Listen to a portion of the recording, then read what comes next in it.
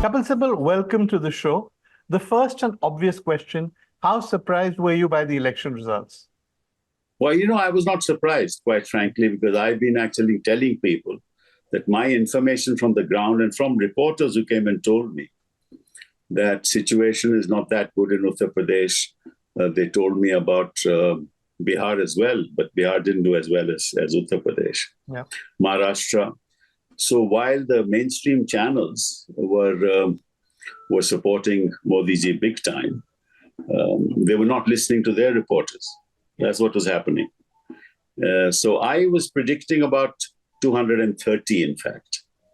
And I for the BJP, yes. It was not so far off, no? I wasn't, no. No. Yeah, great. Okay, but what about the fact that the exit polls gave a completely different picture? Well, the exit polls do what they normally do. Namely, you see, they manufacture these things, quite frankly. The conduct of the mainstream media in the last 10 years has been less than desirable. And we've seen them supporting Modi big time. Actually, they're not doing the work of the media at all. They're actually political front runners for the Prime Minister of India. That's what they are perceived as in the public eye. That's what they were doing. Is that an inaccurate perception? It's an absolutely accurate perception. Do you think it'll change now that there's been a slightly humbling victory for the opposition forces? I mean, I think they denied him a majority. If I know the personality of Modi, and I know the reliance of industry on this government, and we have the experience now of the electoral bonds and the kind of benefits that the government has got. And of course, mainstream channel depends on advertisements as well. So therefore, the flow of advertisements will certainly persuade them to carry on the way they are, perhaps a little more mollified. But other than that, I don't expect any radical change. You talked about electoral bonds and the role of industry. One of the Congresses, and I say this because you're not a congressman any longer, even though you're committed to the same sort of values, but one of the Congress's planks in the election was that we had an oligarch-type situation in which crony capitalists were running the country and industry was benefiting from the government's initiatives rather than the poor. Is that a position you accept? Oh, absolutely. Without any, I've been actually articulating that for years now. That this is quintessential crony capitalism. Okay. Where you benefit a few people, you aggrandize power in the hands of those people. Those people then support you. So you have the industry controlling the media. You have industry supporting government. You have the government relying upon the media and the government giving handouts to the industry. So you have the media, industrial complex, political nexus. And along with that, the insidious nexus with the administrative machinery, namely the bureaucracy and the police. And you have a perfect example of crony capitalism. Do you think this will continue, or you think the presence of a large opposition in Parliament, I mean, you can't this time suspend every MP, and the fact that the voters have delivered a somewhat humbling verdict will change that? Or are we going to be stuck with crony capitalism for the next 5 years? I think we're stuck with it. I think we're stuck with it. I don't think that's going to change because this government cannot run without it. They rely upon crony capitalism to empower themselves. That structure cannot change easily. And I'm afraid that if an alternative government comes to power, even if it does, to dismantle that structure will take years. So you're saying that we're stuck with all these guys at the top, continuing to become the richest people in the world or whatever? We're stuck. Yeah. And there's nothing the opposition can or will do? Well, we'll certainly raise our voice in Parliament, but I don't think it means really nothing because he'll continue as it is. I think the coalition partners are relying on him for the purposes of fulfilling their promises to the electorate. So they'll be, in a sense, power is a cementing factor. So they're not going to easily destabilize this government. One view is that Chandrababu Naidu needs lots and lots of central assistance if he's going to make an impression in Andhra, build a new capital, and that the center, Mr. Modi, will happily give it to him. That Nitish Kumar's options are limited anyway in the current political scenario. And again, Mr. Modi will give him things for Bihar. But given these two, there won't actually be a problem and it'll be business as usual and Mr. Modi will not change his style at all. That's view one. View two is that, yes, broadly correct, but they will create a stink if he tries to change the constitution, has one nation, one poll, and the sort of significant changes he said he was going to do. Which one do you accept? No, that's not going to happen. The one nation, one poll is not going to happen.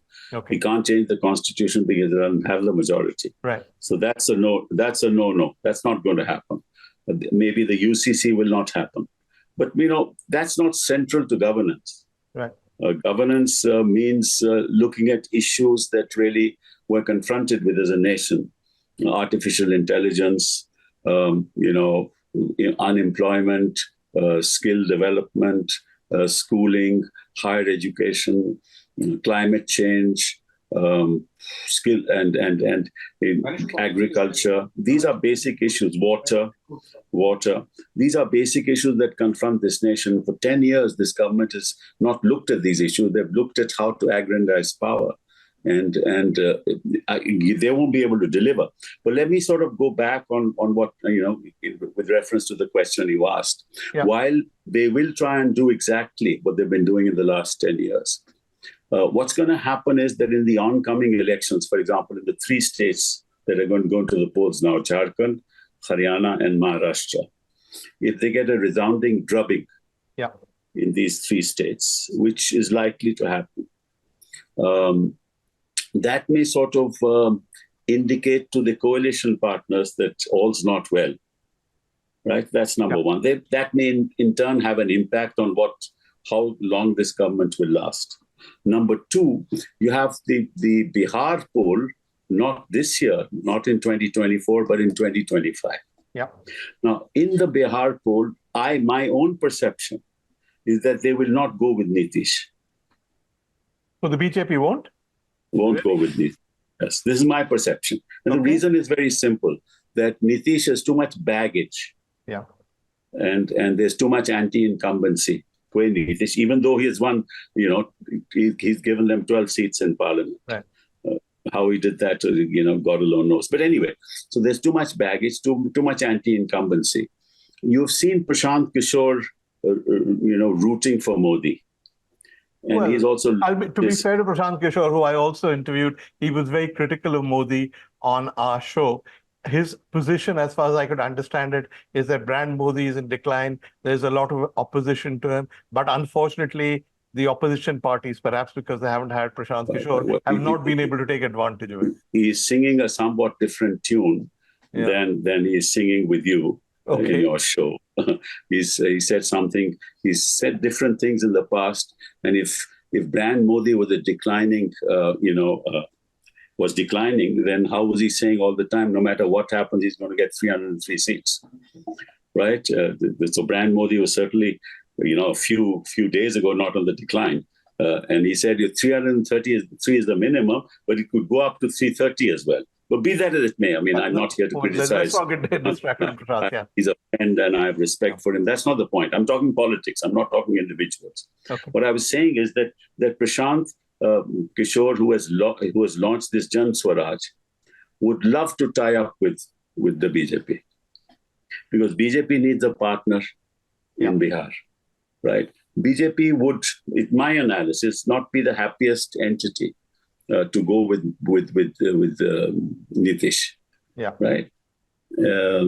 So I think things turning around in 2025. Now, where that will take us, I don't know. That's my prognosis of what's going to happen in a couple of years to come. But otherwise, things won't change. But assuming he loses Haryana, which he will if these election results hold, assuming he loses Maharashtra, which is the big one, where again, if you do a calculation of assembly constituencies based on these results, he is in deep trouble. Do you think the aura of the invincible Modi, which already has been somewhat damaged, will finally collapse?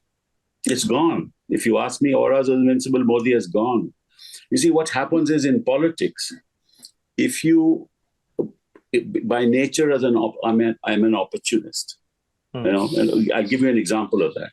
I remember when 26/11 happened, he was then the chief minister of Gujarat, right? Yeah. And he came while the attack was on. Yeah. And he gave rather very scathing statements against the government while the attack was on. He actually held a press conference near the He held a press conference, as you know, right? Yeah. Now, today, when these attacks are happening, right, he's gone into a huddle. He's having, meetings with the security personnel and all that stuff. Now, see the man as he is, right? He will use any opportunity, right? But, the past always catches up with you. So everything done that he has done in the past, and because of the nature of the memory of the communications revolution, we now have Modi being exposed on every issue on which he's taken a stand on, and public memory as such, in the light of the new revolution, that in the not in the mainstream media, but in the social media platforms, this is running him down on a daily basis. So he's got exposed. I think brand Modi is over, but he is not going to let go of power. No, but to have Mr. Modi there as just another politician buffeted by defeats and troubled by allies is very different from the invincible, non-biological Mr. Modi we've seen before. Absolutely. Yes. Non-logical, non-biological. Okay. There is a perception that one of the reasons the BJP and this government has been able to get away with whatever it has is because it can threaten to launch raids, can arrest people, and on the whole, because perhaps of the nature of the laws on money laundering, etc., the courts have been uniformly or almost uniformly supportive of this business of denying bail. Do you see a change in that? There's a sliver of hope there. Yeah.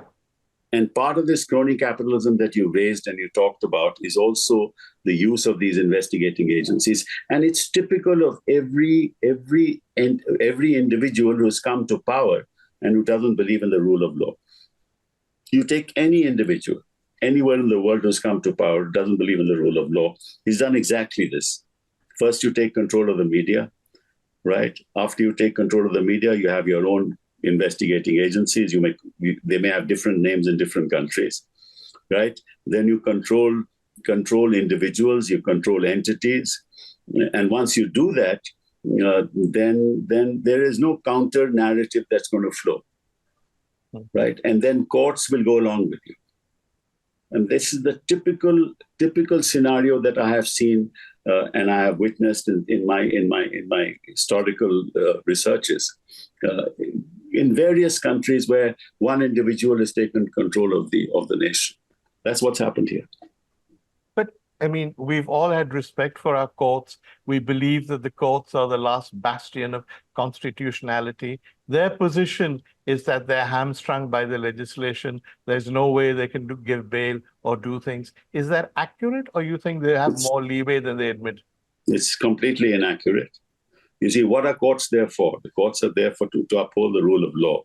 Yeah. Legislation by themselves doesn't prevent them from pronouncing judgments, even to strike down the legislation if it violates fundamental rights of our Constitution. They have chosen not to do so. They have chosen to deny bail to individuals who are entitled to bail. And I say that with a sense of responsibility. I think that they have, in a sense, by denying bail to individuals who should get bail. I'll give you a small example. Yeah. There's something that's very, very evident, and it will tell you how the Supreme Court and why the Supreme Court is fundamentally wrong. You have an individual who is convicted in a court of law, gets a stay from the High Court. He's convicted. He gets a stay of conviction, files a nomination paper, gets elected, and is a member of a political party and a member of a legislature. That's allowed. So he can actually canvass. So a convicted person, if he gets a stay, can canvass. Okay? Then a charge-sheeted person against whom there's a charge sheet, is not yet convicted, trial has not started, he can canvass. He can also file his nomination paper. He can canvass for himself if he files a nomination paper. He can canvass on his son. And you should know who I'm talking about. I think we know who you're talking about, yeah. Right? So he can canvass, no problem. You have a third category of people against whom there is no conviction, there is no charge sheet. There's only an allegation, but he can't canvass. Yep. Does it make any sense? Forget about the law. Does it make any sense to you, to me, to ordinary people of this country? He's innocent till he's proved guilty. Well, right? He's not even charged. Or till there's evidence against him apart from the words of two approvers. What's the evidence of approvers? And incidentally, that's also at the stage of before a charge sheet. Yeah. Or even if charges are framed, there is a case where a person is charge sheeted and he can canvass. So what's the logic? There's no logic. Why should Arvind Kejriwal be there? Why should Manish Sisodia be there? Why should Jain be there for so long? For what reason? Why should that other individual who's now been taken in, why should he be there?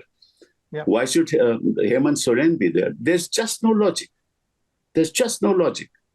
Well, there's certainly no consistency in giving Arvind Kejriwal bail to campaign and denying it to Hemant Soren. So as far as the layman is concerned, and I speak only as a layman in these matters, not only are we confused by the inconsistency of the courts, we're also worried by reports that if it's listed before so-and-so judge, there's no hope of bail. If it's listed before so-and-so judge, maybe. I mean, that's not the kind of consistency and universality we expect from the Supreme Court or from the judiciary as a whole. Well, quite frankly, Vir, this is the tip of the iceberg.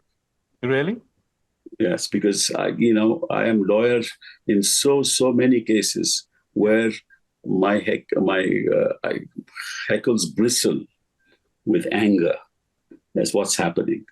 But we still believe in the institution because that's the last citadel of hope, as I might say. And as I talk to you, I talk as a layman. I'm not talking as a lawyer of the Supreme Court. I'm not talking as president of the bar. I'm not talking in my capacity as a lawyer. As a layman, if I were to look at the court as a layman, I'm deeply, deeply disappointed. But can you explain to me, again, layman to layman, though you have slightly more experience of these matters, once you're made a judge, particularly at a very senior level in a high court or a Supreme Court, it's almost impossible to remove you. So how can people say that these people have been pressured? Surely they should be able to withstand pressure? Well, I can't possibly comment on that, and I do not be fair. We're now talking generalities rather than individuals. Yeah. But I can say this to you: they are not gods. Yeah. Well, they're not superhuman beings. They are mortals, and because they are mortals, they have frailties. Okay. It's one view, and this is true of all courts everywhere in the world, so I don't think I'm showing any disrespect to our courts, is that courts are made of men and women who are not immune to political currents and political tides. If they feel that an invincible government that will be a 1,000-year reign or whatever is in power, they will be influenced at some perhaps subconscious level by it. If, on the other hand, they feel this is just another government, they will be emboldened to do what is right. Is that a fair assessment? Yes, it's a fair assessment. And why do you say subconscious level, conscious level? Well, I'm not going to fight any contempt cases. You can do that. No, it's not contempt. It's not contempt. I'm not meaning any disrespect. As I said, they are mortals. Yeah. I mean, I don't mean any disrespect to any of them. The question is not that. The question also is, and we can go further in this debate and talk about, the other worry is that the nature in which appointments are being made in courts, to the higher judiciary in particular. Explain people that. with obvious. Well, Mr. Gangopadhyay, for example, a judge of the Calcutta High Court. But he resigned and then stood for election. Yeah, but he was directly in touch with the political party which he joined immediately a few days after he resigned. Right. Yeah. While on the bench, he was in touch with that party. Right. And we know, and I know for a fact that there are many judges who are being appointed are inclined towards, openly inclined towards the party. So as our governors of this, which is why I say that this whole structure, which was supposed to uphold the values of our constitutional culture, by controlling every institution in this country, Modi has devalued all these institutions to the extent that we're left with just a hollow constitutional structure without the values with which the country was supposed to be governed. What you're saying is very depressing. And yet you said earlier in the conversation that in this area, you see a tiny sliver of hope. What is the hope? The hope is that the courts now will realize that the people of India has rejected that culture of crony capitalism and Modi and what he stands for.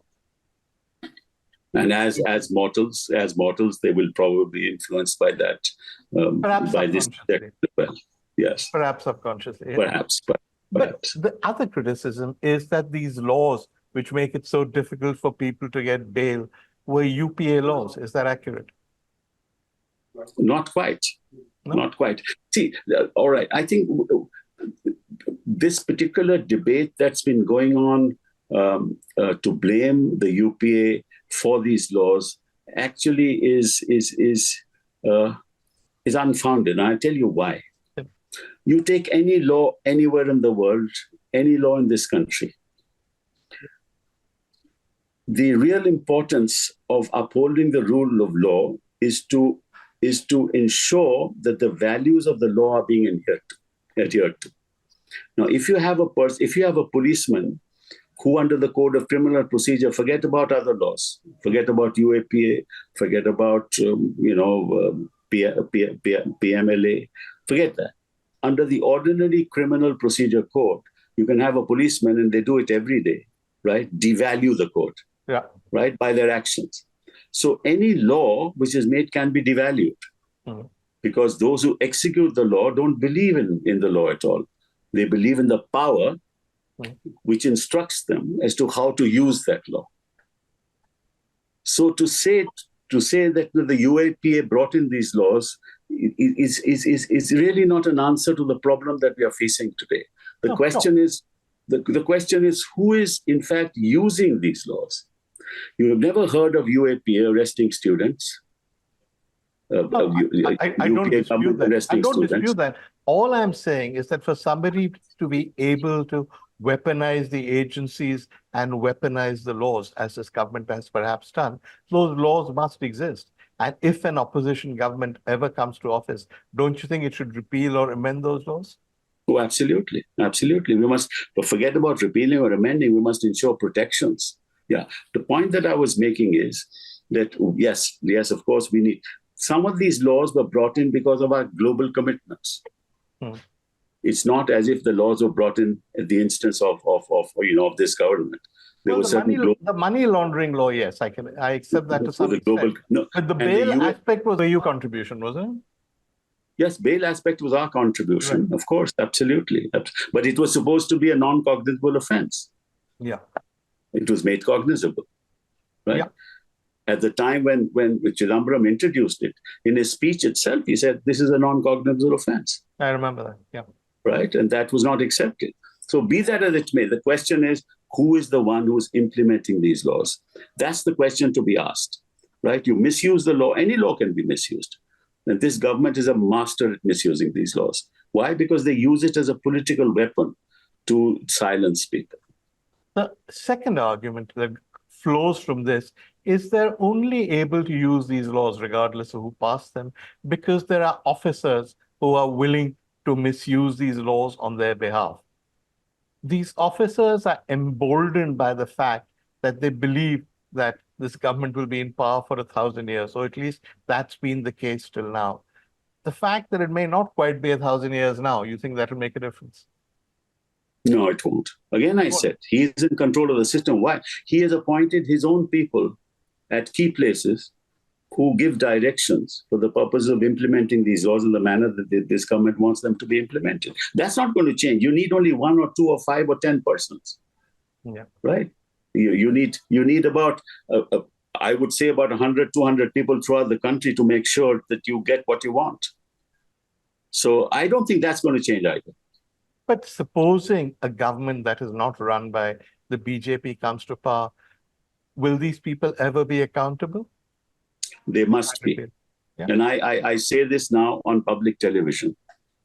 The first set of people who should be made accountable in this country, the first person is the Chief Election Commissioner.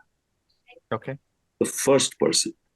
I would urge the entire opposition in this country that the first thing that they do if they come to power is to hold a public inquiry to look at the conduct of the Chief Election Commissioner and the commissioners who have conducted the recent Lok Sabha election. There is a view, and this is the view many BJP supporters have used, that all of you complained about the election commission, but if the election commission was so unfair, how come the opposition hasn't done badly? The Congress is 100 seats, etc. No, it's not a Is that a question good of... argument? That's a very bad argument. Okay. That's a very bad argument. Because look, there are, first of all, the scheduling of the election. That's the number one thing. Yeah. Right? The manner in which it was scheduled. Right? That's number one.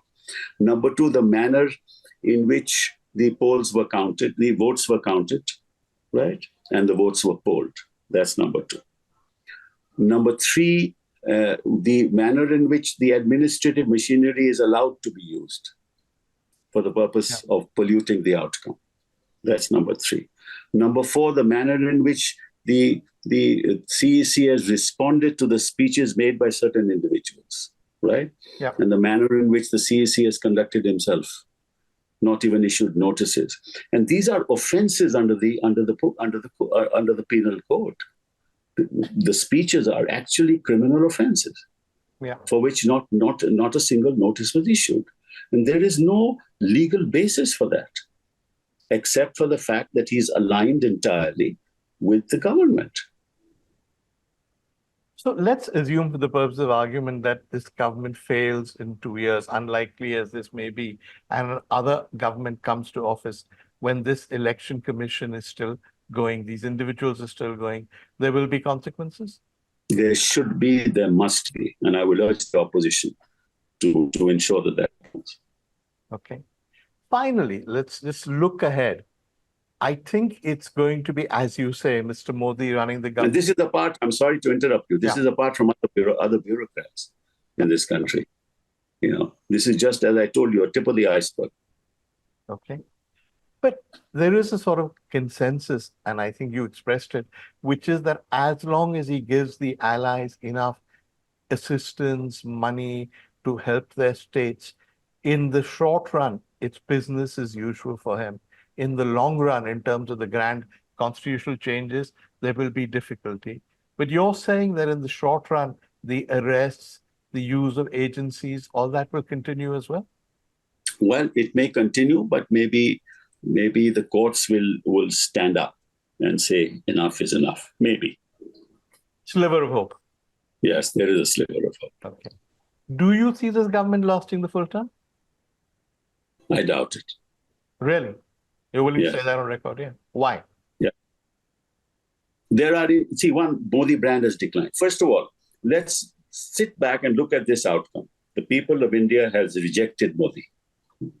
Well, that's the he fundamental. still won more seats than anybody else. That's not the point. That's not the point. They have rejected Modi as a brand. He doesn't represent the people of India. He's in minority. Well, he doesn't have a majority, so in that technical sense, you're right. Well, I'm saying that. He's in minority. He was in majority, today is in minority. So the people of India has rejected him, right? He is in government, right? Not because the people have voted him to be in power. It's not because the people have voted for him to be in power. People have voted for him not to be in power. But he is in government. He is in government because of the coalition that he has formed. Now, the two parties with whom he's formed this coalition, one leader is sent to jail. Yeah.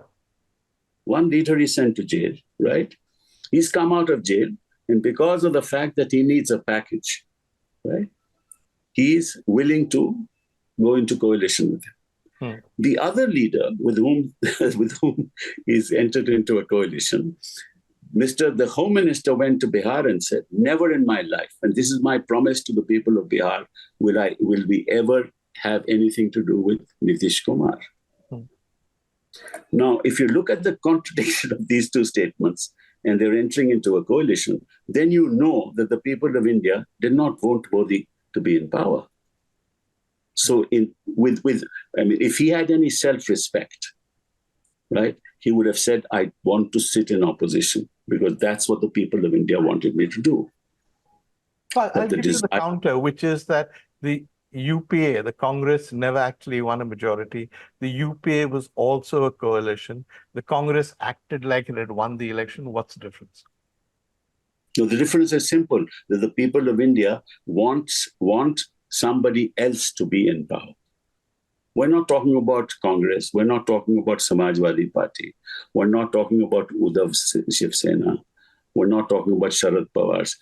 The people of India have rejected Modi. The people of India want an alternative government. Okay. That's the mandate. That's the mandate of this election. Let's be clear on that. Right? Now, whether you're able to have a leader who will lead that coalition is a question that will be confronted by the coalition when and if they get an opportunity. But I am only analyzing the mandate of 2024. All right. I'm going to end by asking about this whole NEET thing, because you have actually spoken out about the controversy. You've had doubts about the exam, and now it's exploded. So tell me what you think. Actually, the examination systems, and of course, part of the reason why they lost the UP election was the paper leaks. Right? That's one of the factors why they lost that election. Of course, unemployment, price rising, with all other factors. Now, you've been having this in many parts of the country. You've been having this in Madhya Pradesh. You had the Vyapam scam, as you know, right? You've had that in Uttar Pradesh. You're having this in NEET, right? The whole examination system is completely, faulty.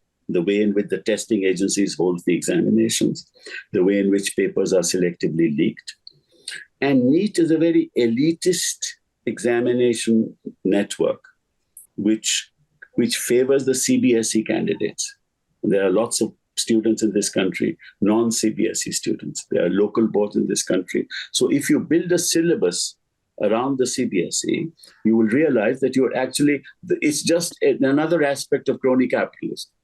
You're prioritizing the chances of the elites in this country. You must understand that this country is a poor country where 800 million people earn less than 10,000 rupees a month. You're talking about 80 crore people. And everything has been done for the 1%, the 2% of the people in this country.